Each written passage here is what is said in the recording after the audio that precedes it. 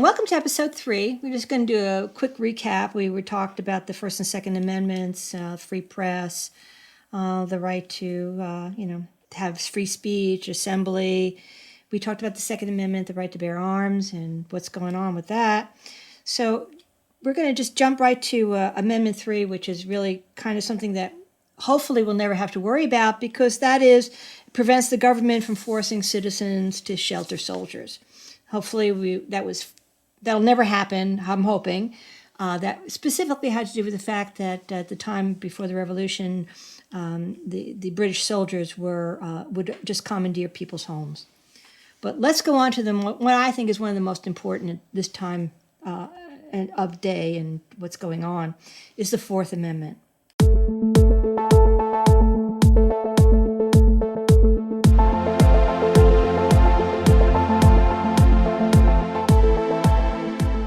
And the Fourth Amendment, again putting my eyes on, keeps the government from unlawfully searching or seizing citizens without permission given by a judge. Arrest warrant, subpoena to appear. So I'm going to ask Susanna, who's still with me. Hi. Hi. Thank you for having me again. It's always a pleasure. Is that what's happening today here in the United States? Right now, the Fourth Amendment is indeed being violated by ICE officials, which is part of the reason that our indivisible group is out protesting almost every weekend. And that's on Saturdays, isn't it? It is on Saturdays at the St. Augustine City Hall. Over by the Leitner. Over by the Leitner Museum. Over by the Leitner. That's where they were last week, right? Correct. Well, just for education, to date there is documentation, specifically a memo, that announced that to ICE officials that ICE no longer needs warrants to enter residences to arrest and remove people from their homes. Well, that's not really true, ladies and gentlemen. You need a warrant. This is still the United States. And they're fighting this, unfortunately. But as the administration goes further down the rabbit hole, we must remain vigilant. And we must protect our rights and the rights of others.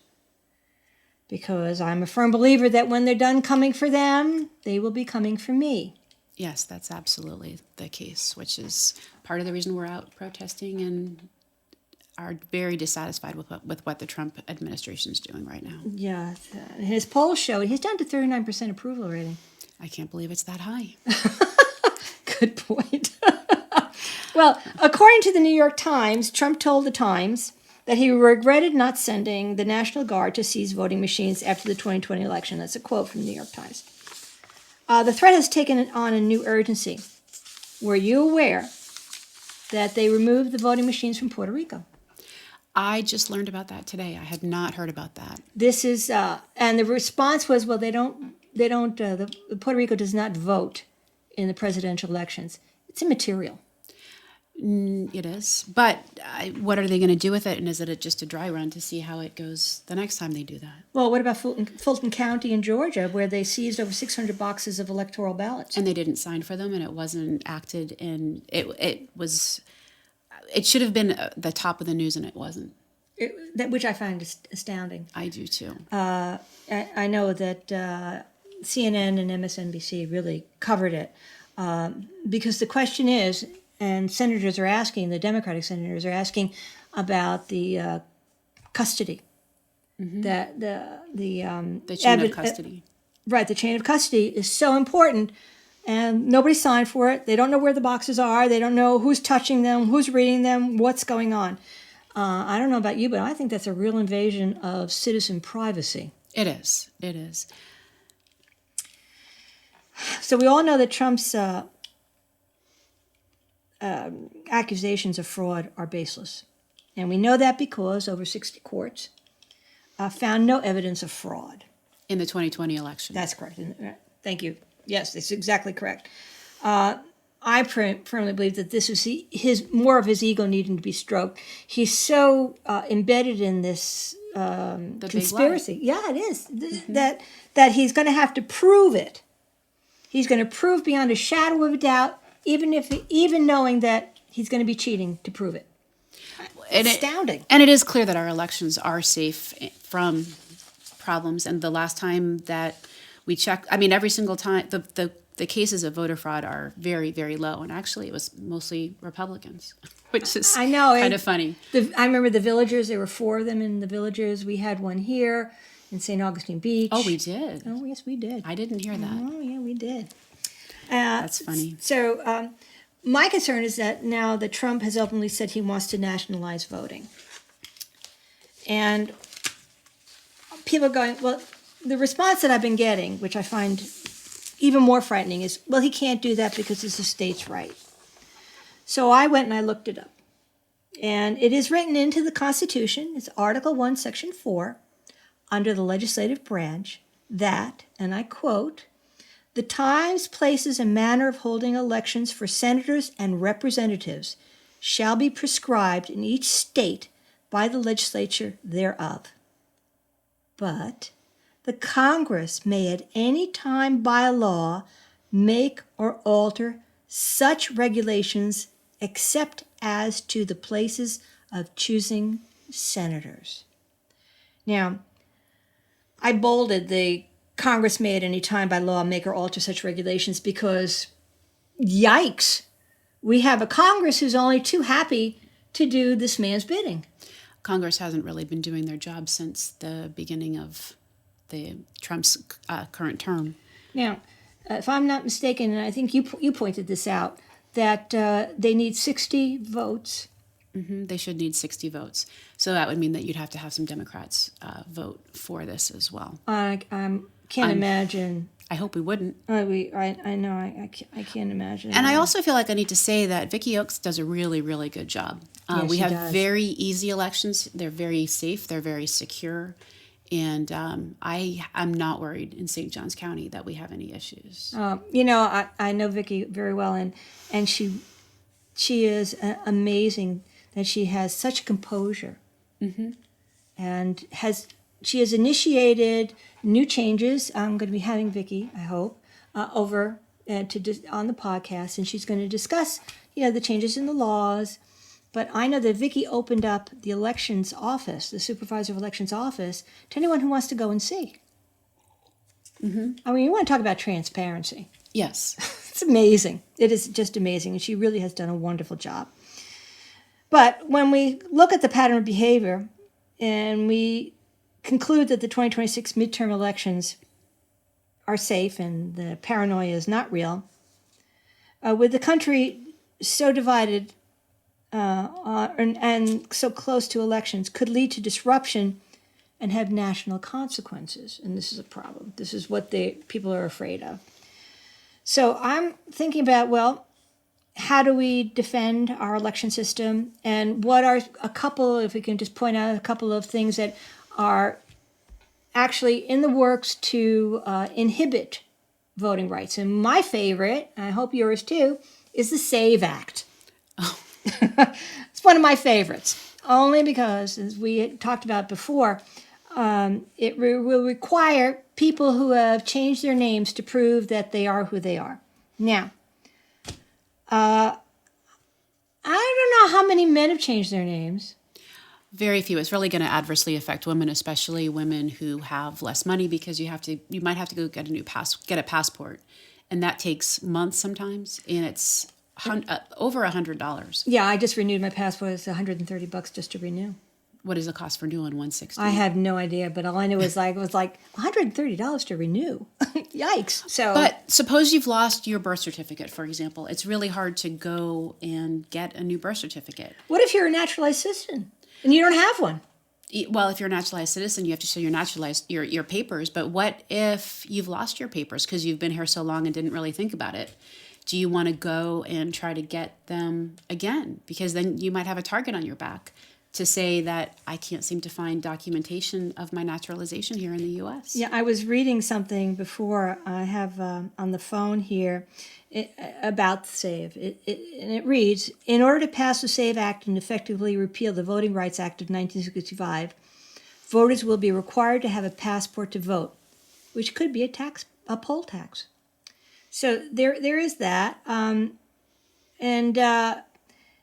It can pass the normal way only if Republicans pick up 7 Democratic votes. It's not a big margin, but I'm really hoping that I'm hoping they don't, but as I said previously on the previous episode, there's a bill going through the Florida Congress right now to do a Florida version of the SAVE Act. And Which I believe is? it's, I don't remember the bill number, Okay. but I believe it's already passed the House, and so it's going on to the Senate. So it's going to make voting even more difficult here for women. for women, which is, well, half the population.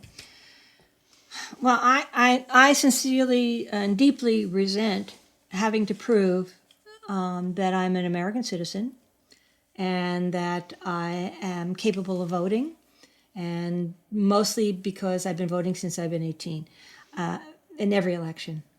My parents were naturalized. My father was a naturalized citizen. And I got to tell you that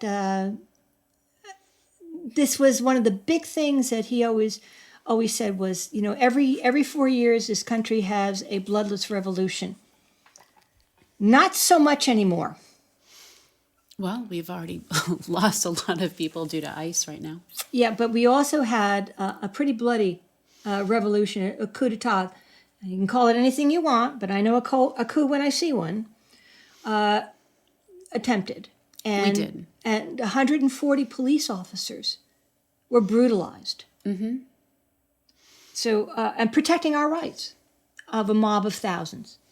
And the Trump administration is still saying it was no big deal. It was just a nice day. It was And then just they were tourists. all pardoned. And that really, really is disappointing.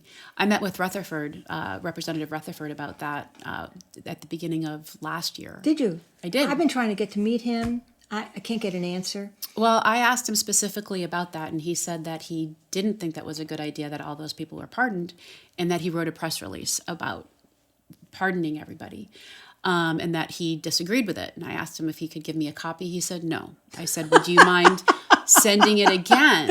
And he said no. No. And I said, is there any way you can help me find it? Because I No. quickly, and I was unable, I'm not saying it doesn't exist, but I was unable to find it. Yeah, well, okay. I've written to him asking him when his next town hall is, and I've never gotten a response. More than once. I don't believe he He doesn't do them. No, he doesn't do them. No. Interesting. So that's just one act. Of course, the Supreme Court, and I use the word supreme, loosely, has actually started stripping away the Voting Rights Act. Yes, they have been. Which is alarming in its face. So basically we need to talk about, well, what do we do to defend our election system? Because this is important.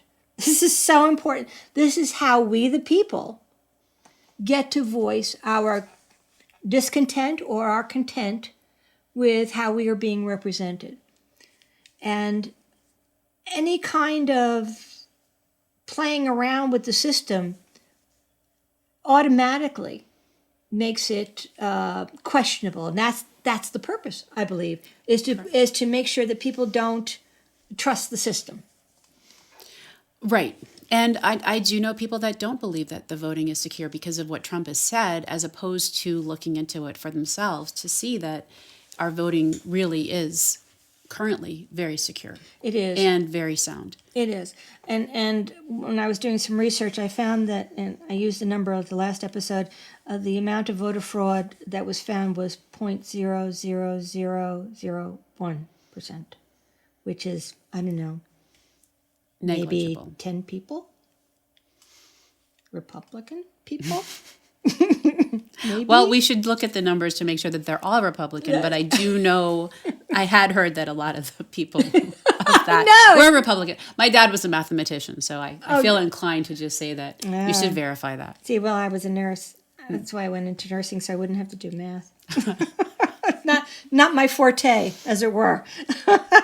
Okay, so what do we have to do to defend our election system? This is very important. Well, we need to make sure that everybody's registered to vote. So make sure first that you're registered to vote. Talk to your friends, talk to your family, and you can log in in St. Johns County at the Supervisor of Elections to make sure that you are registered. Mm-hmm. That would be the first step. Okay, and just to remind people that even if you put in want to vote by mail, You have to re-register for that Every 2 years. No, it's every year now. Oh, it's every year now. It's every year. See, that's one of the changes that they don't tell you about. So, yeah, you need to re-register. And I just had to do that, and my signature had changed, so it got rejected, and so I had to send it in a second time. Well, and that's the other thing is about the signature, checking signatures. So let's say, you're recovering from a stroke and you're right-handed and it affected your right side, which means that your signature is not necessarily going to be the best using your left hand. They can stop you from voting because the signatures don't match what's on your card. It's absurd. It is. I always do the mail-in ballots, and so I can make sure that my ballot got accepted by doing it that way too. Well, if you can track it. Yeah. Now you can track it online. Right. That's one of the perks of doing voting online. But there are there are several other things, and a lot of civic-minded Americans are doing that. I know you are one. I try to be one, though I tend to get more frustrated than you. I don't know about that. No, I do. It's very frustrating. Yeah, it is. It's extremely frustrating because I want everyone to be happy and feel secure and safe in their own country. And I'm a firm believer that having people coming in from far and wide is a good thing. I agree. I mean, immigrants are what makes America great. Yeah. I mean, we are if we were to kick everybody out, it would just be the Native Americans. Well, left. they're being arrested too. They are being arrested left and right. So if you are I hate to say the Christian nationalist, I think more nationalist. And I just say that instead of the word that's really coming to my mind. Then it's all about white men. Well, I remember being in school and being taught about race. And I was looking at the color of my skin, and I'm not white. Okay? And asking, and the response from the teacher was, well, you are white. And I said, how do you know? And he just looked at me and said, well, look at the color of your skin. I said, well, we're back to that again. So I tend to get very dark in the summer. I don't. I got that. I can see that. And it just seems to be a total injustice to profile people. My sisters are milk white skin, straight black hair, and brown eyes. Now, before my hair went gray, I was a redhead. I know, go figure, right? With very dark skin. Mm-hmm. So, I could be Mexican. You cannot judge someone by how they look, and you shouldn't be judging people by how they look. You should judge people by what they do and what they say. Yes, absolutely. Well, I was at the MLK march, and one of the students from Flagler College, she was, I believe she was president of the Student Black Caucus, was saying that the violence against the Black community in Flagler College is really, really high, and one student actually left. They're not walking downtown unless they're in pairs, and they feel very uncomfortable right now due to the current political environment, and it's just wrong on so many levels. It is wrong. It is very wrong. It is wrong. It is very wrong. The good news, I suppose, is that voter turnout in the last two presidential elections has been higher than in any of the previous century. I suppose that's good news. And as I was saying, there are many civic-minded Americans, Democrats, Republicans, independents, are responding to these threats and already taking steps to protect the integrity of the 2026 election. But for us plain folk, I have a few suggestions, and I know you do. But I want to get back to, before I get into that, I want to get back to the SAVE Act. Are you done? Do you have anything further about the SAVE Act that you'd like to relay to anybody? Basically, in Florida, if you live in Florida, please contact your members of Congress and just call them, email them, let them know that you don't want this to pass. Yeah. And keep an eye on it in Congress. But it is a real threat right now here in the state of Florida. I had no idea. I knew that it was national, but I did not know, which is very depressing. So let's look at some of the suggestions that I wrote down, in regard to helping safeguard democracy. And one of the big ones is to work the polls. Yes. Election precincts are struggling to recruit people. Well, they're getting harassed. You say that so nonchalantly. Well, I know. But I do know several people that have worked the polls. Actually, it's a paid position. You get paid for that, which is very nice. And there's also the other one, which is to watch the polls. In most states, poll watchers are appointed by their parties to observe elections to ensure fairness. So, check with your political party. Become engaged. Mm-hmm. That would be great. I don't care what party you are, but it's to monitor and ensure. And the big one is don't spread misinformation. Yes. I'm always check and double check. Always. One of the things that journalists always do is they have 3. That's their magic number is 3. 3 verifications before they print.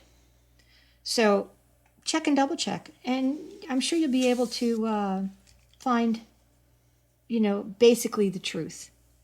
The Florida Supervisor of Election website is available. It has information about how to become a poll worker. It is a paid position. Makes it great if you need some extra pocket cash. Okay?